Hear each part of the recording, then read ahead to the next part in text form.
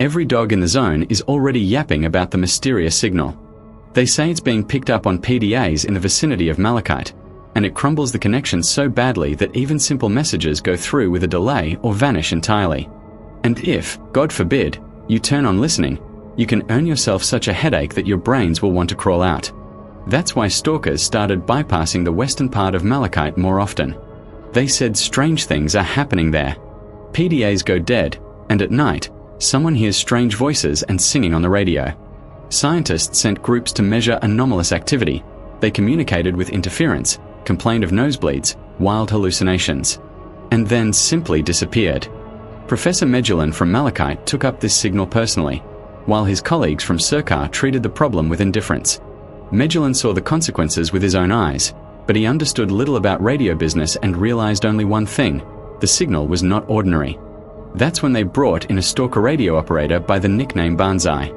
He managed to catch the signal and record it.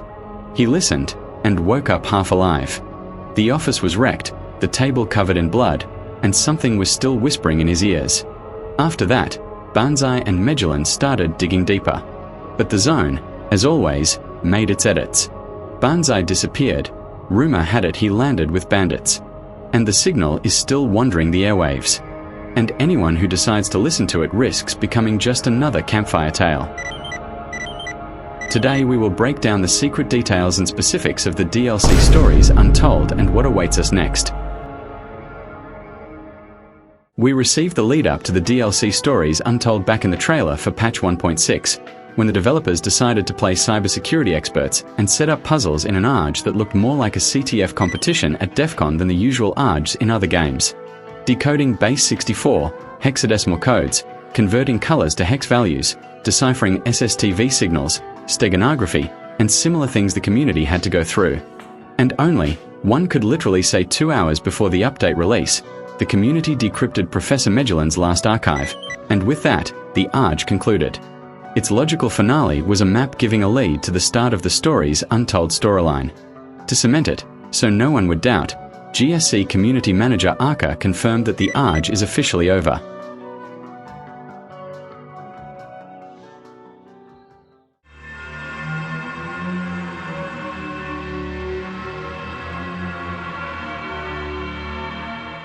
Walking through the burnt forest, you can catch an SOS signal from Banzai, and who else but the curious Skiff has to drag his ass all the way to the old mine in the Red Forest to help his future new friend. An interesting detail. To avoid wasting a whole hour of your time just walking around the burned forest looking for the SOS signal, you can start the DLC even if you don't receive the message from Banzai. To do this, go straight to the old mine in the Red Forest and save Banzai from the Renegades' captivity. Yes, specifically the Renegades. I won't go through every task for Skiff in detail. After saving Banzai's ass, we receive various tasks ranging from finding tools to restoring the hideout and saving our new comrades from renegade captivity. We learn that one of the mercenary syndicates has started hunting 5 groups of scientists. The groups are named in K1, in K2, in K3, in K4, and our group in K5 was the last survivor thanks to Skiff. But it wasn't meant to be. Someone from the group sells out Skiff, and we get ambushed. The mercenary leader, Skull, contacts us. That same mercenary Skull from Call of Pripyat, who miraculously survived after meeting the former major, now Colonel Degtyarev, offers Skiff a deal. Give up the location of the K5 group in exchange for his life. Already at this point, you can fail the quest and give up the group to Skull, even bargaining for 35,000 coupons for the information. Skull lets Skiff go, and if you arrive at Kaskavi camp, you can find your shot comrades. If you refuse to give up the group, a hell of a shootout begins where Skiff puts nails in the mercenaries' coffins, but Skull is not among the dead. Dissatisfied, Skiff returns to Kaskavi camp to find the rat who sold him out, and during the investigation, you can uncover a heap of lore, particularly about Skiff's past. The first person Skiff starts to suspect is the Stalker Guide Scoutmaster. Shortly before the ambush, he suddenly leaves the camp without telling anyone. However, it quickly becomes clear, Scoutmaster has nothing to do with it. Moreover, he is one of the most memorable characters in this story, and it is through him that an important piece of lore is revealed to us.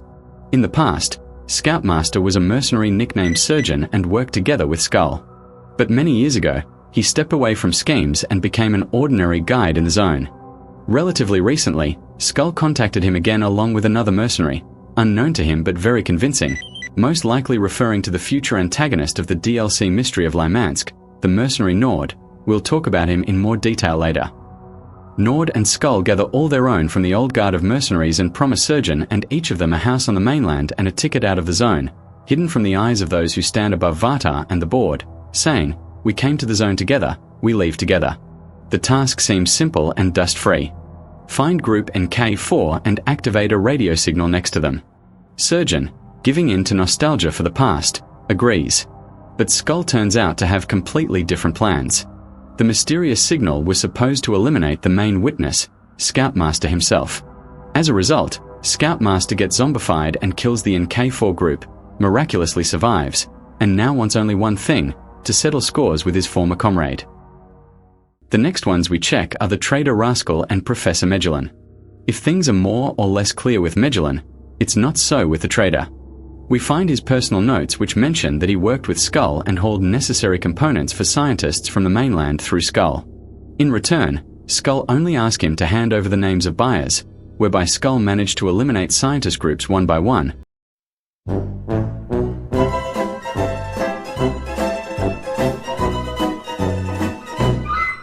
But the traitor didn't sell out Skiff.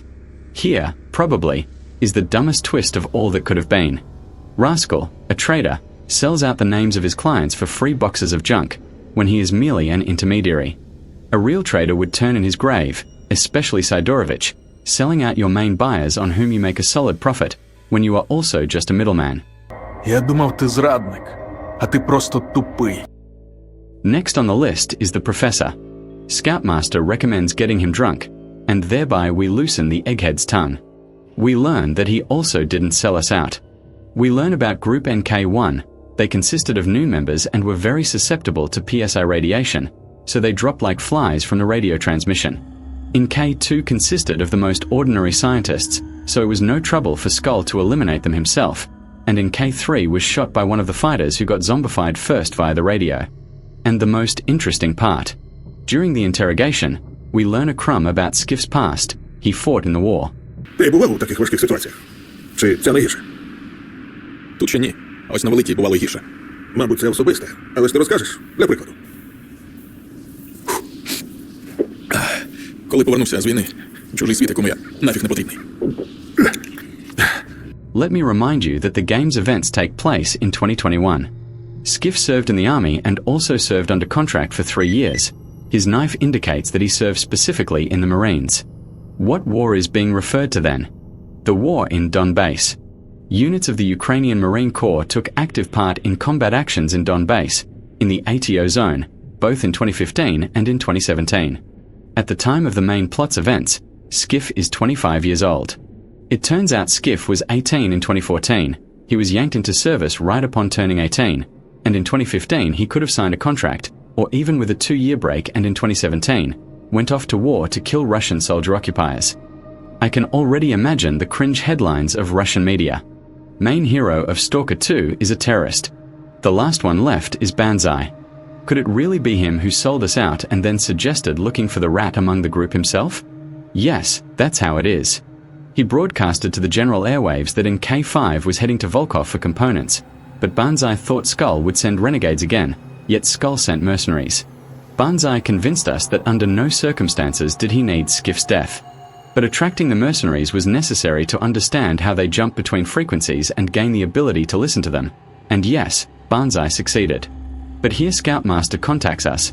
A bandit recon group has approached the camp.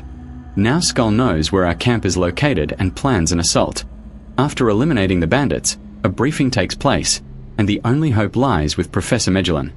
Banzai previously recorded the killer signal in its entirety, and now Magellan can create an interference signal so the group will be safe while everyone around will have their brains melted. But creating the interference takes time, so the group prepares for defense. Skiff meanwhile goes to sleep to wait for the attack. We are woken up and, an attack by dozens of mercs. We hold on as best we can, and then Magellan cranks up the transmission. Brains start slowly melting, and from this moment the most interesting part begins. When Skiff is under the influence of the signal, we clearly see that it is that same pseudo-brain in the flask from X16. So there are chances that it was exactly this entity sending the signals, or perhaps a PSI embryo is using the PSI brain as a powerful transmitter of its will. Or, everything is much simpler, and GSC decided to depict the negative effect of the signal on Skiff's brain this way, while the signal itself belongs to the PSI embryo.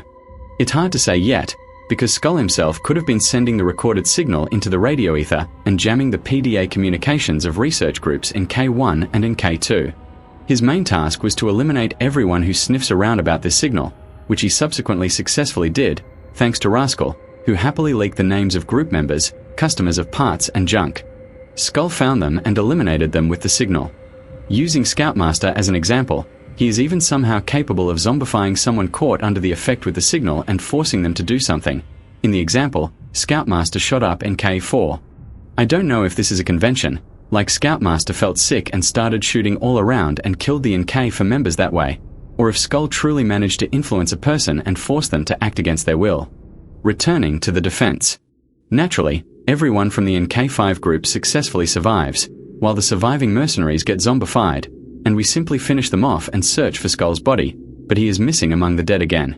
It is unclear how, but Skull dodged the signal and took Medulin hostage. But this doesn't help him, and Rascal makes an Easter egg reference to Stalinist repressions. And here I had a theory, also perfectly connected to the dumb twist regarding Rascal giving up scientists' names to Skull. That Max Rascal, yes, his name is Max, works for Freedom, for Mavka, the future key character of the DLC Mystery of Lymansk, who wants to impose her order in the Freedom faction, take McLuhan's place, and become the leader of Freedom. Or maybe Rascal is simply dumb, and I'm attributing an important role to him here as a double agent in the DLC who leaks all info about the killer signal to Freedom, which is why he quickly and without hesitation sells out Skull, and then plays the fool again. Regarding Rascal, this is a theory, because judging by the localization files from patch 1.4 that we have, there are no mentions of Rascal in the DLC. That's it. The DLC ends here, but not completely. We still have Skull Stash, which contains a hint serving as a setup for the DLC Mystery of Lymansk, and Banzai asks us to find the last set of calibration tools so he can become a full-fledged technician in the camp. But I'm not done yet. Banzai is another example of the return of cut content. Dancer, that is, Bolshak, whom Skiff asks for directions to the Foundation. Not only was this character abandoned, he wasn't even planned in the plot, and Bolshak's model was made by a third-party studio commissioned by GSC. Banzai has the same suit model as Bolshak, but with a trench coat and glasses. Both hum melodies under their breath and have a perky character. On Banzai's jacket, there are also Soviet pins of the cities Kharkiv and Kherson. Also, Banzai reminded me of one of the Stalkers from the main cover art of Clear Sky. By the way, the two Stalkers standing next to Scar were created solely for the artwork. However, for many years persisting even up to the development of Stalker 2, there was a myth that in the original Clear Sky script, these two characters were supposed to appear as Kandra from Freedom and Sanyok from Duty. But this information turned out to be a fabrication by the creator of OGSM, one of the most famous mods for Clear Sky. The modder invented this myth to generate more publicity for another mod he was developing at the time, which was supposed to bring back the old Clear Sky storyline. Banzai reminded me of this so-called Kandra because of the similar glasses and trench coat. Perhaps one of the developers actually took inspiration from him when designing Banzai. Kazkovy Camp is also an interesting point. Having scoured design docs, the build, and maps of early versions of Stalker 2, nowhere is there a mention that there would be a hub in the Burned Forest and that this hub, a camp for stalkers, would be Kazkovy Camp. This suggests that the developers inside the studio are incubating ideas and plans unknown to us, which might not just surprise, but genuinely pleasantly surprise the fans. In the content update, 2 more Easter eggs appeared that I managed to find, referencing Fallout and Call of Duty. Black Ops.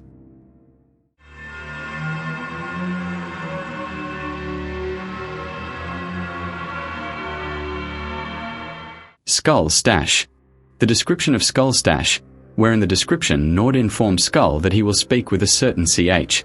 And what a coincidence that the only CH who figures in the DLC Mystery of Lymansk is Chekhov, the founder and former leader of Freedom. The developers apparently decided to fully introduce Chekhov. This is very interesting. A very interesting plot twist awaits us in the DLC with an important old character. And right away, so you don't get confused about the canonicity of events. In the original trilogy, There was information nowhere stating that Chekhov was killed in the period of events between Clear Sky and Shadow of Chernobyl. Yes, in the Shadow of Chernobyl builds there was indeed information that the founder of Freedom was killed, but this information did not survive to the release of Shadow of Chernobyl. Consequently, it is not considered canon. You could not have learned anywhere that Chekhov was allegedly killed. New information from Stalker 2 files only proves that Chekhov is alive, and essentially, should appear already in the first story DLC. Therefore, the rumor that Chekhov was killed during the move to the army warehouses is completely a fan fabrication, which cannot be taken as pure truth. The only thing is, in the English localization, for some reason, it's not CH, Chekhov, but S, Shahov? And there was a feeling that the devs confused something or made a typo.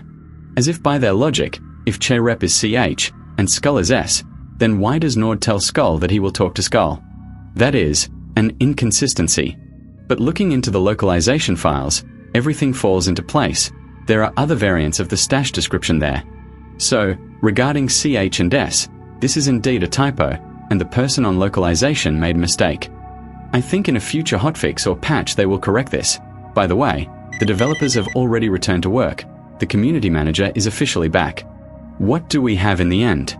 Nord orders the killing of everyone who knows about the killer signal technology, the transmission of which their client, the former leader of Freedom, Chekhov, wants to use on the mainland. Chekhov might also turn out to be the secret client of the mercenaries in Call of Pripyat, and not the board, as many theorists began to think after the release of Stalker 2. Chekhov doesn't give a damn about the X-19 laboratory with the embryonarium.